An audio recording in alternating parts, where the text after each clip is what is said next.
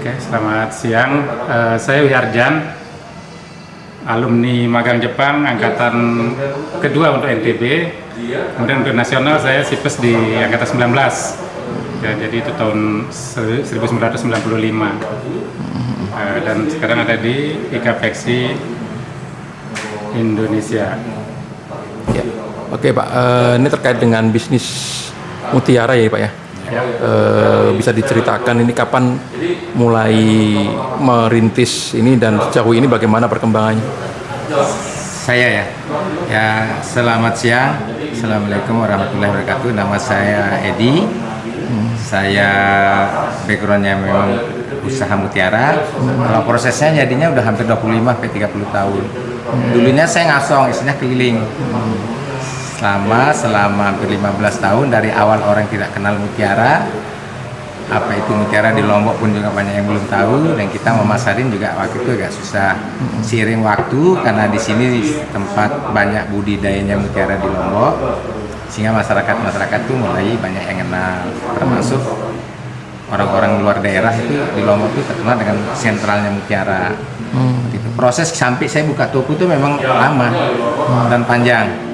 Dari tadinya saya keliling-keliling, seiring waktu saya sering pameran. Waktu kita pameran kadang-kadang kita pinjam barang teman-teman, karena dulu yang 1-2 orang yang bisa pameran keluar daerah.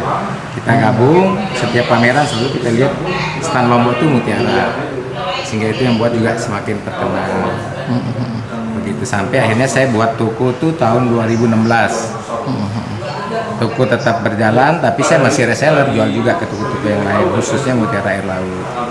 Sampai sekarang ini juga. Untuk pasarnya di lokal NTB atau kalau mana? untuk pasaran air laut itu sampai ke Jepang, ke Cina, India, Hong Kong, ya Australia. Oke, Pak, IKAPEXI sendiri apa Pak perannya untuk bisa mempromosikan mutiara ini? Jadi kami kolaborasi dengan Pak Edi. Ya. Kebetulan saya juga freelance di untuk bidang transportasi untuk tamu-tamu yang berwisata ke Lombok. Jadi saya sering bawa tamu-tamu dari luar, terutama memang yang dari pusat, dari Jakarta maupun yang dari Jepang juga. Mereka cenderung suka dengan mutiara. Dari situlah saya sama Pak Haji Edi ini bekerja sama. Jadi kita memberikan edukasi juga ke konsumen.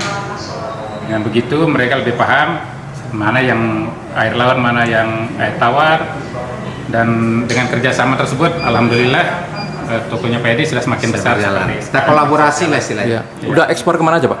Saya sekarang ke Cina sering, ke India.